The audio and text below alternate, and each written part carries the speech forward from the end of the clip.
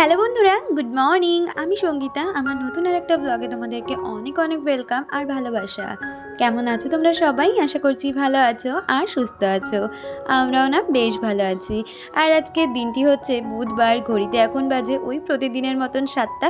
এর আগে তো ভিডিও শুরু করতেই পারি না, কারণ এখন শীতের বেলা। আর তার মধ্যে সকাল থেকে উঠে যেহেতু তোজোর পরীক্ষা চলছে, তাই অনেকই কাজ থাকে। তো যাই হোক, এখন থেকে তোমাদেরকে সাথে নিয়ে আজকে ভিডিওটা শুরু করলাম। আই হোপ তোমাদের ভিডিওটা একটু হলেও ভালো লাগবে। প্রতিদিনের মতন সকালে তো বাসি কাজকর্মগুলো সেরে নিয়েছি। আর যেহেতু ওই যে বললাম দুষ্টু নেই অথবা দুষ্টুর স্কুল নেই বলে একটু সকালটা দেরি করে শুরু করছি। ওই 6টা নাগাদ উঠছি আর তারপরে বাসি কাজকর্মগুলো সেরে স্নান সারতে সারতে 7টা বেজেই যায়। আর এখন এদিকে দেখো, স্নানের সময় আজকে অনেকগুলোই জামা কাপড় ছিল, যেগুলো কেচে নিয়েছি। আর এখন একের পর এক মেলে দিয়ে তারপরে কিন্তু ঠাকুর ঘরে চলে যাব পুজোটা দিতে। আর আমাদের এদিকে কিন্তু বেশ জাঁকিয়ে শীত পড়েছে। আর কি জানো তো, আমার তো 12 মাসে সকালবেলা স্নান করার অভ্যেস। আমি যদি সকালবেলায় তাড়াহুড়ো করে স্নানটা না করতে পারি, তাহলে মনে হয় কি সারাদিনে আমি আর গায়ে জল ঢালতে পারবো না। এমনিতেই শীত কাতুরে, তবে শীত কাতুরে হলেই বা প্রতিদিন কিন্তু আমি একদম কলের ঠান্ডা জলে সকালেই স্নানটা করি। আমার কিন্তু স্নানের টাইমটা যদি একটু বেলা হয়ে যায়, তাহলেই আমি ভীষণ ভয় পাই। তো যাই হোক, ওইদিকে কিন্তু স্নান সেরে পুজোটাও দিয়ে নিয়েছি। আজকে তোজো আর তোজোর পাপা একটু লেট করে উঠেছে।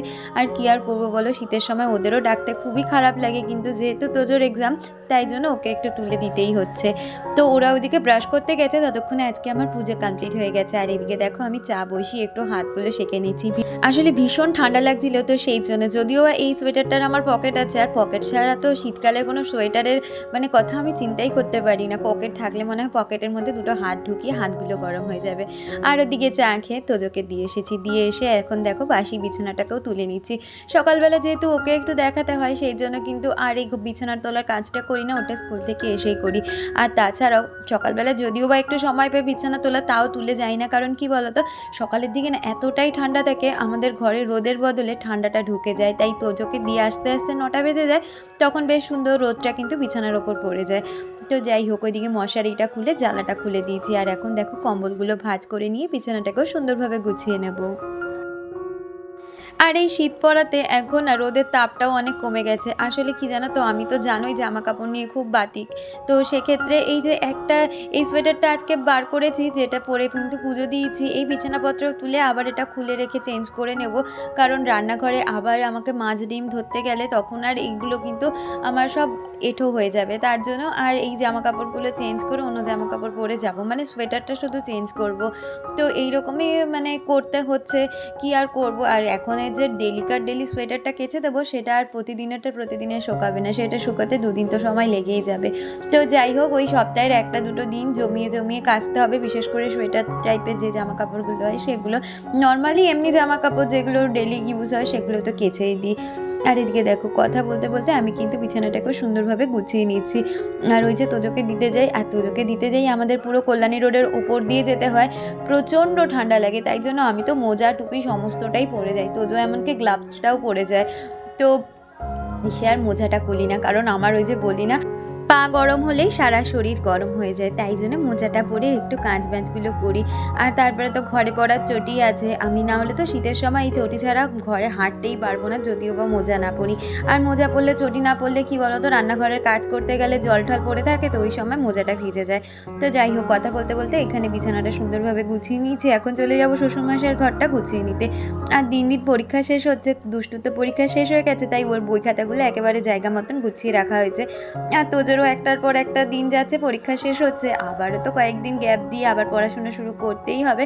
কিন্তু যতদিন না পড়াশোনা করছে, ততদিন যেই পরীক্ষাগুলো বাকি আছে সেই পরীক্ষার বইগুলোই শুধু এইখানে রাখছি, তাতে ঘরটাও পরিষ্কার থাকে আর বই খাতাতে পুরো জায়গাটা নোংরাও হয়ে যায় না।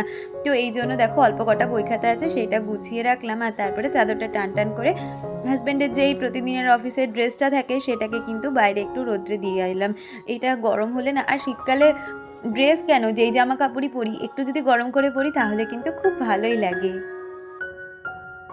আমাকে আনিশা কমেন্ট করেছিলে, আনিশা জানতে চেয়েছিলে তোজো তো সিবিএসসি বোর্ডে পড়ে, ওর তো বাংলায় মানে ইংলিশ আর হিন্দি রয়েছে, বাংলা নেই, তো ও কি বাংলা পড়তে পারে বা বাড়িতে কি বাংলা পড়ে? না গো, ও বাংলা একদমই পড়তে পারে না আর বাংলা লিখতেও পারে না, ও টোটালটাই ইংলিশে করে। আর হিন্দি ওদের সেকেন্ড ল্যাঙ্গুয়েজ, ইংলিশটাই ওদের ফার্স্ট ল্যাঙ্গুয়েজ।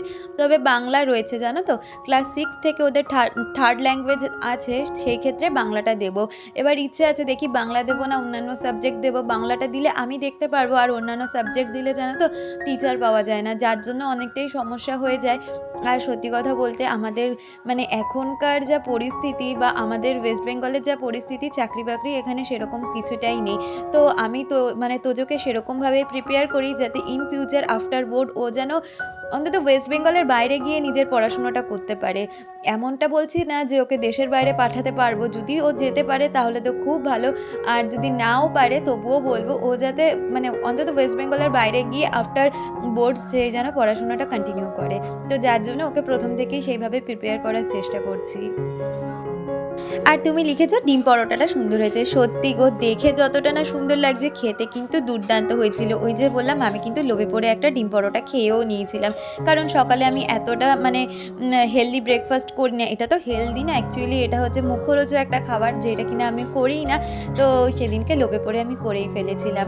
আর এদিকে দেখো আমি ঘরদোর গুছিয়ে সোজা চলে এসেছি রান্নাঘরে। আজকে রান্না করব একটু হাঁসের ডিম, আজকে মানে হাঁসের ডিম রান্না করব। হাজব্যান্ড বলছিল একটু চিকেন নিই অথবা মাছ নিয়ে আনছি, না চিকেন আর মাছ না সত্যি খেতে ইচ্ছা করে না, তার থেকে বরঞ্চ তুমি একটু ডিম নাও, যদি সেটা হাঁসের ডিম হয় তাহলে তো খুব ভালোই হয়। তো ওইদিকে হাঁসের ডিমটা আর নতুন আলু আনা হয়েছিল, যেটা কিনা আমি প্রেসারে সিদ্ধ করতে বসিয়ে দিয়েছি। আর এইদিকে দেখো হাজব্যান্ডকে আজকে ব্রেকফাস্টে একটু ভাত ভাজা করে দেবো। এই ভাত ভাজাটা খেতে না দুষ্টু ভীষণ পছন্দ করতো, কিন্তু কি আর করা যাবে, সে তো বাড়িতে নেই, আজকে হাজব্যান্ডের মতনই করে দিলাম। আর তার সাথে আনা হয়েছিল মেথি শাক, যেটা কিনা বেগুন দিয়ে করব। তো ভাত ভাজাটা হয়ে গেছে, ওদিকে ঢাকা চাপা দিয়ে ভাত ভাজাটা রেখে দিয়েছি। আর এদিকে মেথি শাকটা একটু শুকনো লঙ্কা ফোড়ন দিয়ে বেগুন ভেজে তারপরে মেথি শাকটা করে নিচ্ছি। মেথি শাক খেতে কিন্তু এই শীতকালে খুব ভালো লাগে, সাথে কিন্তু মেথি পরোটাও খুব ভালো লাগে। আমি কখনো কখনো কি বলতো ওই যে কসুরি মেথি থাকে না, সেই কসুরি মেথি দিয়ে পরোটা বা লুচি করে থাকি, কারণ সব সময় তো আর মেথি পাওয়া যায় না, এই শীতের সিজনটাই যা পাওয়া যায়, কিন্তু ফ্রোজেন হিসাবে আমি ওই কসুরি মেথি দিয়েই করি। তো দেখো এদিকে মেথি শাকটা হয়ে গেছে। মেথি শাক একটু তেতো মানে তেতো তেতো খেতে হয়, কিন্তু খেতে খুব ভালো লাগে। তো মেথি শাকটা এদিকে রান্না করে নিয়েছি, ওইদিকে হাজব্যান্ডকে কিন্তু ব্রেকফাস্টটাও দিয়ে এসেছি। আর এরপরে কিন্তু ডিমটাও রান্না করে নেব। আসলে শীতকালে এত ধরনের সবজি হয় আর এত ধরনের খাওয়া দাওয়া, কোনটা ছেড়ে কোনটা খাবো কিছুই বোঝা যায় না। তো হাঁসের ডিম কিন্তু সারা বছর তো আর পাওয়া যায় না এই শীতের সময়টা, আর হাঁসের ডিম কিন্তু দেখবে একটু হজম হতেও সমস্যা হয় বা হাঁসের ডিমে প্রচুর পরিমাণে গ্যাস হয়, কিন্তু শীতকালে দেখবে একটু মানে এই ধরনের খাওয়া দাওয়া খেলে মানে খাওয়া যায়। গরমকালে এই খাওয়া দাওয়া খেতে গেলে কিন্তু শরীরের মধ্যে একটা অস্বস্তি বোধ করে মানে কাজ করে, তো যার জন্য কিন্তু শীতকালে এগুলো খাওয়াও যায় না। আর হাঁসের ডিম শীতকালে আমার তো দেখা নেই যে পাওয়া যায়। তো আজকে হাঁসের ডিমগুলোকে কিন্তু একটু কষা কষা করেই রান্না করব, তবে ঝোল রাখবো সামান্য, নাহলে সমস্তটাতে শুকনো হয়ে যাবে। ওইদিকে মেথি শাকটাও করেছি শুকনো, তো ওইদিকে ডিমের যদি একটু ঝোল না রাখি তাহলে হবে না। ডিমগুলোকে ভেজে নিয়েছি, সাথে আলুগুলো যেহেতু ছোটো আলু, নতুন আলু, সেটাকেও গোটা রেখেছিলাম। আর আলু ডিম ভেজে কড়াইতে মানে গোটা গরম মশলা জিরে ফোড়ন দিয়ে পেঁয়াজগুলোকে ভেজে ওর মধ্যে কিন্তু আদা রসুন বাটা দিয়ে আর গুঁড়ো যেই বেসিক মশলাগুলো থাকে সেগুলো দিয়ে ভালো করে ভাজা করে নিচ্ছি।